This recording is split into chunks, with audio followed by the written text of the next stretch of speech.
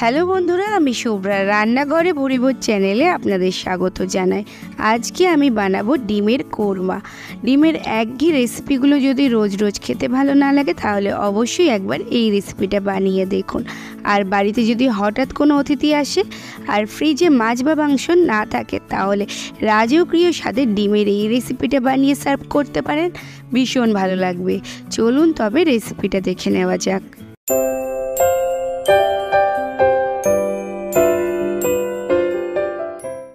ডিমের কোরমা বানানোর জন্য প্রথমেই আমি ডিমগুলোকে সেদ্ধ করে নেব। তার জন্য গ্যাসে একটা সসপ্যানে বেশ কিছুটা জল বসিয়ে দিয়েছি। তার মধ্যে দিয়ে দিলাম 6টা ডিম। জলটা এমনভাবে দিতে হবে যাতে ডিমগুলো পুরোপুরি ডুবে থাকে। আর এর মধ্যে দিয়ে দিচ্ছি হাফ চা চামচ পরিমাণে লবণ। ডিম সেদ্ধর সময় লবণ দিয়ে দিলে ডিমের খোসা ছাড়ানোর সময় খুব সহজেই ডিমের খোসাটা উঠে আসে। আমি 10 মিনিট মতো সেদ্ধ করে নেব। গ্যাসের ফ্লেমটা প্রথমে বাড়িয়ে দেব, তারপর গ্যাসের ফ্লেমটা লোতে করে দেবো জলটা ফুটে উঠলে। 10 মিনিট পর ডিমগুলোকে নামিয়ে ঠান্ডা করে নিয়েছি। আর আমি একটা একটা করে ডিমের খোসাগুলো ছাড়িয়ে নিচ্ছি। আমার বেশি হার্ড বয়েল ডিম পছন্দ না, তাই আমি 10 মিনিট মতো সেদ্ধ করেছি। আপনাদের যদি একটু হার্ড বয়েল ডিম পছন্দ হয় সেক্ষেত্রে 12 মিনিট মতো সেদ্ধ করে নেবেন। সমস্ত ডিমের খোসাগুলো ছাড়িয়ে নিয়েছি। এরপর একটা মিক্সার জারে একটা মশলা বানিয়ে নেব। তার জন্য প্রথমেই নিয়ে নিয়েছি 1 ইঞ্চি পরিমাণে আদা ছোট টুকরো করে কেটে, 6টা নিয়েছি কাঁচা লঙ্কা, আর নিয়েছি ছোট ছোট 6 কোয়া রসুন। সমস্ত কিছু মিক্সিতে পেস্ট করে নিয়েছি। এরপর গ্যাসে কড়াই বসিয়ে দিয়েছি আর কড়াইতে দিয়ে দিচ্ছি বেশ কিছুটা সাদা তেল। আমি কিন্তু এখানে পরে আবারও একটু সাদা তেল দিয়েছিলাম, মোটামুটি 5 টেবিল চামচ পরিমাণে সাদা তেল দিয়েছিলাম। এই রান্নায় কিন্তু তেলটা একটু বেশিই লাগবে। এরপর দুটো মিহি করে কেটে রাখা পেঁয়াজ দিয়ে দিলাম। একদম ঝিরিঝিরি করে কেটেছি পেঁয়াজটাকে। আর পেঁয়াজটাকে নেড়ে চেড়ে 4 থেকে 5 মিনিট সময় ধরে সুন্দর লাল লাল করে ভেজে নেব, ঠিক যেমন করে পেঁয়াজের বেরেস্তাটা ভাজা হয়। তো নেড়ে চেড়ে 3-4 মিনিট ধরে ভেজে নিয়েছি। আর দেখুন আস্তে আস্তে পেঁয়াজের কালারটাও সুন্দর লাল লাল হয়ে গেছে। ঠিক এই অবধি ভাজবো, এর থেকে বেশি ভাজবো না, তাহলে কিন্তু পুড়ে যাবে। এরপর সমস্ত পেঁয়াজটাকে একটা সাইড করে নেব, আর এক্সট্রা তেলটা যাতে কড়াইতে থেকে যায়। আর তারপর পুরো পেঁয়াজের বেরেস্তাটাকে অন্য একটা পাত্রে তুলে নেব। পেঁয়াজের বেরেস্তাটা কিন্তু রেখে দিলে আরও একটু ডার্ক হয়ে যাবে। এরপর কড়াইতে যে তেল আছে সেই তেলেই আমি দিয়ে দিলাম সেদ্ধ করা ডিমগুলো।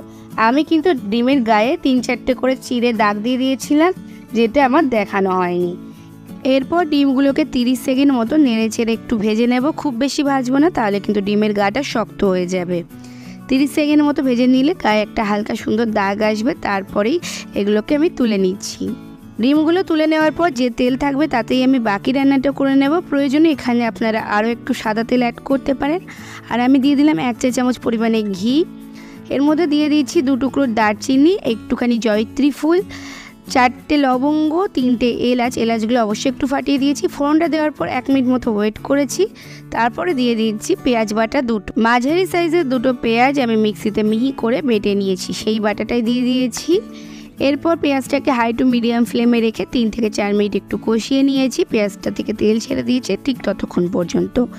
3-4 মিনিট মতো কষিয়ে নেওয়ার পর তৈরি করে রাখা মশলাটা, যেটা আদা কাঁচা লঙ্কা রসুন দিয়ে করেছিলাম, সেই মশলাটা দিয়ে দিলাম। তো এই মশলাটা যদি আপনারা একটু ঝাল বেশি খান তবে কাঁচা লঙ্কার পরিমাণটা কিন্তু একটু বাড়িয়ে দিতে পারেন, তবে কোরমা কিন্তু খুব একটা বেশি ঝাল হয় না। তো এরপর এই মশলাটা দিয়েও আবারও একটু কষিয়ে নিচ্ছি। আরও 4-5 মিনিট মতো হাই টু মিডিয়াম ফ্লেমে রেখে খুব ভালো করে মশলাটাকে কষিয়ে নিতে হবে।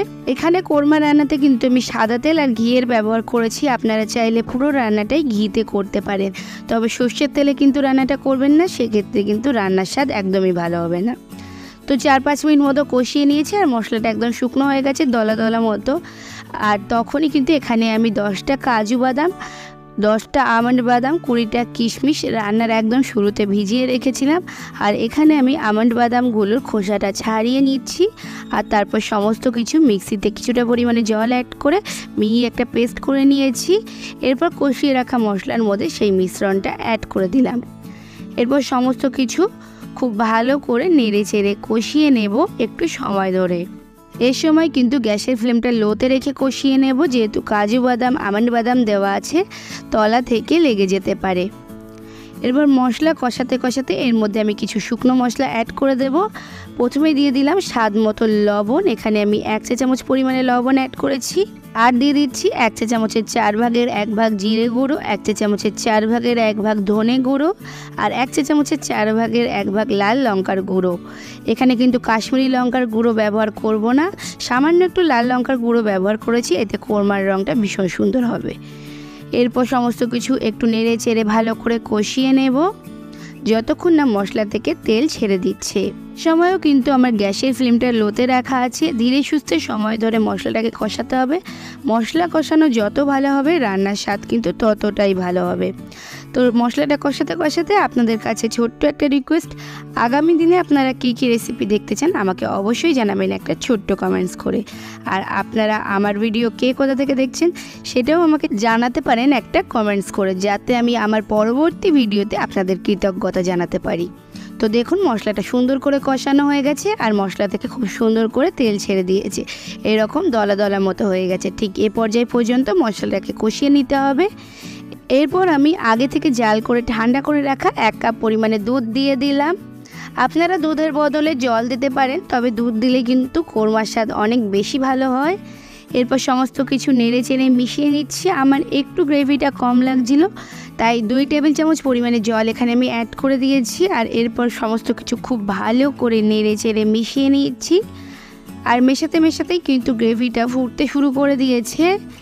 আর থিকনেসটা ঠিক এরকমই থাকবে, কোরমা কিন্তু খুব একটা পাতলা হয় না, সেই বুঝেই আপনারা জল আর দুধ অ্যাড করবেন। আর যেহেতু ডিম সেদ্ধ করা আছে তাই খুব বেশিক্ষণ রান্নাও কিন্তু করার প্রয়োজন নেই।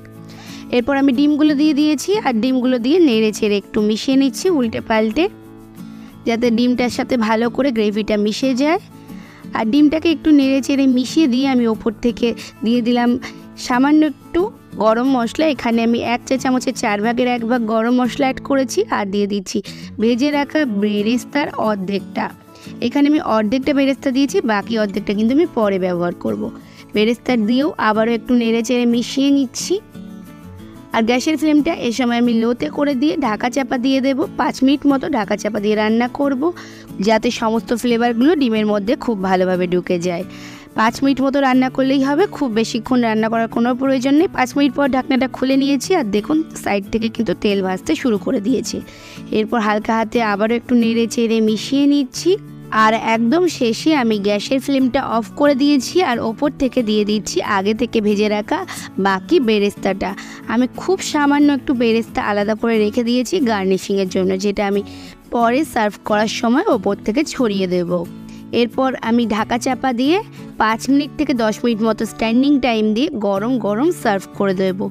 অসম্ভব ভালো খেতে হয় ডিমের কোরমাটা। লুচি, রুটি, পরোটা, নান, তন্দুরি, পোলাও যে কোনো কিছুর সাথে আপনারা সার্ভ করতে পারেন। এছাড়া গরম ভাতের সাথেও খেতে পারেন, ভীষণ ভালো লাগবে।